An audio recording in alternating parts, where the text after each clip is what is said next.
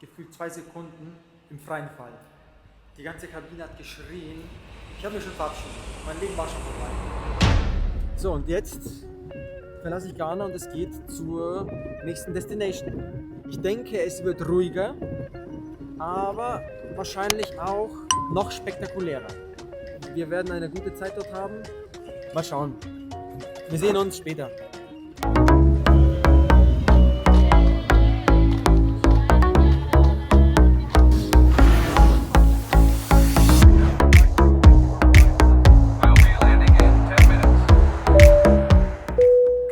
Gelandet in Adidas wahrscheinlich, ja.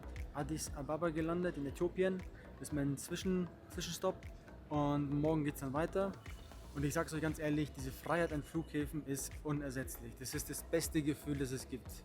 Ja, wenn du aus dem Fenster schaust und an deinem Ziel ankommst, aussteigst, aus dem Bus aussteigst, in den Flughafen gehst. Wahnsinn, jedes Mal aufs Neue überwältigend.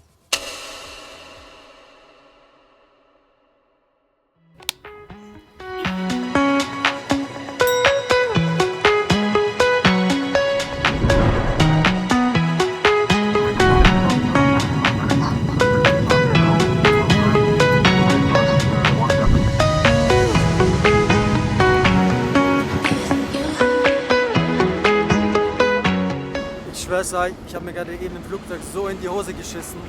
Wir sind in ein Luftloch reingekommen. Alle haben geschrien. Ich bin aus Reflex in dem Moment gestorben. Wahnsinn, was da los war. Das erste Mal hier Linksverkehr. Hatte ich noch nicht.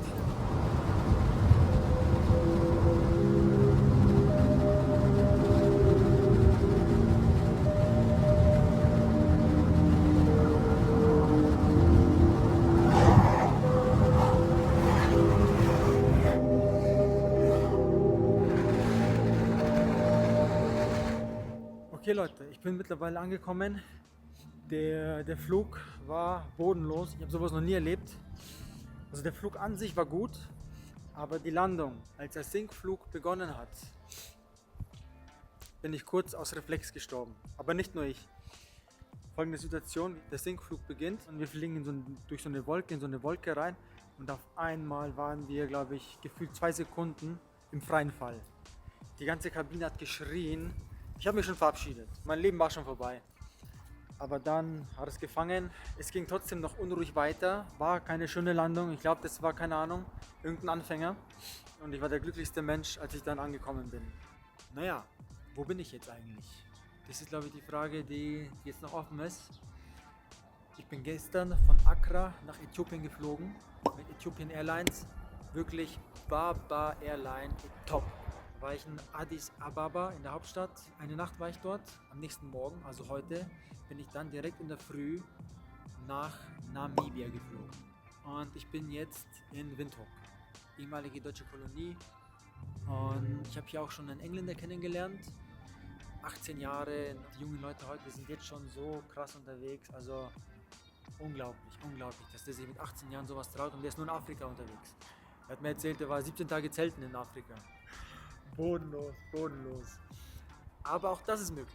Ich habe das Gefühl, dass er auch ein bisschen Anschluss sucht. Er hat jetzt schon was gebucht. Ich hoffe, dass die den Platz frei haben. Wenn nicht, dann muss ich mir was anderes überlegen. Ansonsten sehen wir uns morgen wieder. Schönen Abend. Ciao, ciao. Okay, Freunde der Sonne.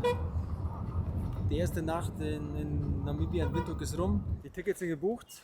Morgen geht's los, hat alles geklappt. Aber ansonsten würde ich euch gerne jetzt hier mal meinen neuen ersten Freund hier vorstellen. Let's introduce yourself to my friends. My name's George, I'm from England. I've been travelling Africa for like 3 weeks. And yeah, we're going to be spending the next week together or something. Yes. So yeah. Maybe later also. Yeah. But I don't want to tell my friends where are we going maybe next. We keep this secret. Maybe there's something to happen more. Yeah. We don't know yet. Und das ist George, ein richtig cooler Typ, der ist hier schon länger, seit 3-4 Wochen in Afrika. Der hat schon verrückte Sachen erlebt, wo der schon war. Es freut mich sehr, dass ich den getroffen habe. Ansonsten geht jetzt zurück. Ich kümmere mich jetzt um mein MacBook. Unser Taxifahrer ist auch wieder da. Und dann sehen wir uns später wieder. Ciao. So, ich bin jetzt hier vor unserem Hosteleingang. Ich möchte euch eine kleine Roomtour zeigen. Jetzt gehen wir mal durch, schauen wir mal rein in mein erstes Hostel. So, hier geht's rein zum Hostel. Wir haben hier auf der rechten Seite kann man auch noch Parkplätze buchen, wenn jemand mit dem Auto kommt. Hier rein zur Rezeption. So, hier haben wir einen kleinen Aufenthaltsraum, da haben wir. Hier geht's dann zur Rezeption. Hier gibt es auch Innenbereich mit Sitzgelegenheiten.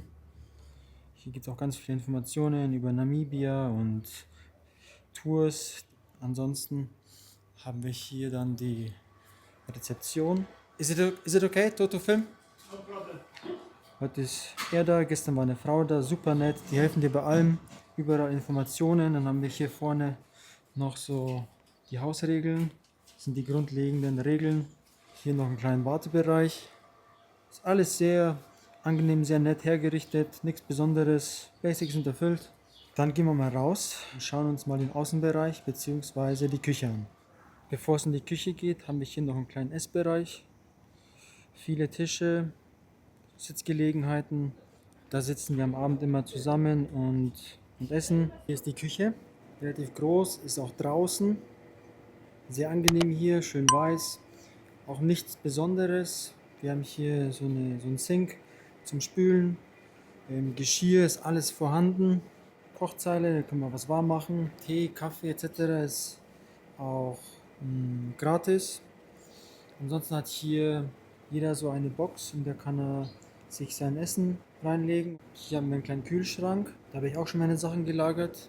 Hier ist auch immer ziemlich viel Betrieb. Es sind hier ziemlich viele Leute und eigentlich ein Wunder, dass gerade eben jetzt keiner da ist. So, aber das ist die Küche. Eigentlich zum Highlight des Hostels. Einen Augenblick, ich zeige es euch gleich. Er ist gerade verdeckt, aber da haben wir einen Billardtisch. Schaut euch mal das an, das ist schon nice, oder?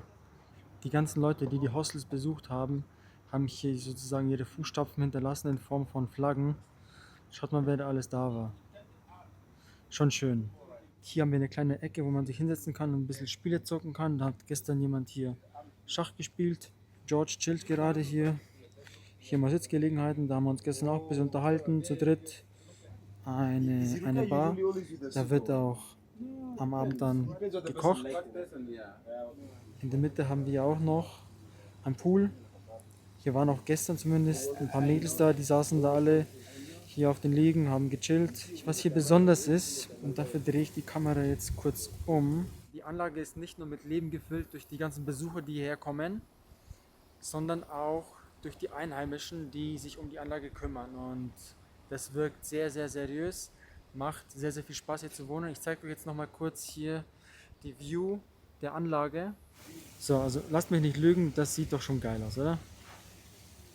Und es kostet mich 19 Euro die Nacht. So, jetzt zeige ich euch noch kurz unser Zimmer. Da geht's durch. Das ist der Block. Oben sind Zimmer, unten sind Zimmer. Ich nenne mal den Washing Room. So, jetzt schauen wir mal rein in unser Zimmer. Das ist genau hier. So, schauen wir mal rein. 6 Betten. Ansonsten sind wir Stand jetzt aktuell zu zweit. Hier, das ist mein Bett. Jeder ist so ein bisschen für sich. Jeder hat so sein Safe Place. Alles sauber, clean. Im Hostel, wie es oft so üblich ist, hat jeder seinen Spind. Denkt immer dran, eure eigenen Schlösser mitzubringen. Ansonsten müsst ihr euch hier Schlösser ausleihen oder kaufen. So, das ist das Bad, basic, nichts Besonderes. Hier haben wir unser Waschbecken und die Dusche ist relativ schön. Wir haben warmes Wasser. Schauen wir hier so einen ganz abgespaceden Boden mit so kleinen Steinen. Ja, mehr gibt es ja nicht zu sagen. Haken zum Aufhängen, auch immer ganz wichtig, sehr, sehr underrated. Genau, ansonsten ist das mein Zimmer. Das ist das Mädelshaus so mäßig, keine Ahnung. Aber da haben wir auf jeden Fall auch eine Lounge. Relativ ruhig, sehr angenehm. Also egal wo du bist, du kannst dich überall hier entspannt hinsetzen und chillen. Jo, also wir machen jetzt einen kleinen Stepper in ein Restaurant. Und da soll es angeblich eine sehr, sehr gute Aussicht geben. Jetzt fragen wir mal George, was er sagt. Can you just explain where are we going now? We're going to the National Independence Memorial, which was built when Namibia got their independence in 1990. And on the top floor there's a cafe and you can see a control of Namibia. So we're going there. Okay, Ich habe das von ihm noch genauer gehört. Wir gehen ins Museum und im Museum haben wir im 4. Stock ein kleines Café, kleine Bar und da schauen wir mal, vielleicht können wir den Sonnenuntergang ein bisschen genießen.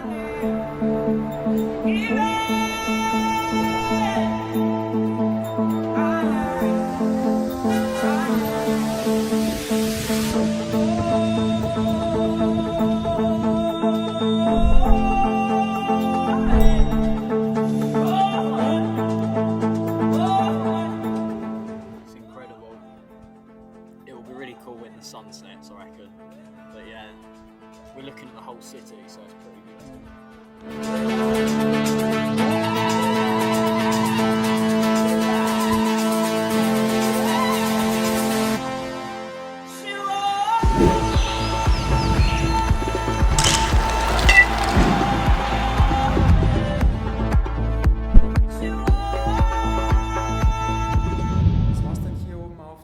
Auf dem Dach. Ich hoffe, es hat euch gefallen. Von uns geht es jetzt zurück ins Hostel. Der Kollege hier hat ein bisschen Angst, weil man hier bei Dunkelheit schnell ausgeraubt werden kann. Ich habe jetzt eigentlich gar keine Angst. Schaut es euch an, ist doch noch viel genug. Ich glaube nicht, dass da irgendwas passiert. Ich spüre schon, er ist ein bisschen in Sorge. Und jetzt machen wir ein schnelles Stepper nach Hause und dann geht es schon morgen um 5 Uhr müssen wir, glaube ich, aufstehen in die nächste Stadt. Bis dahin, alles Gute.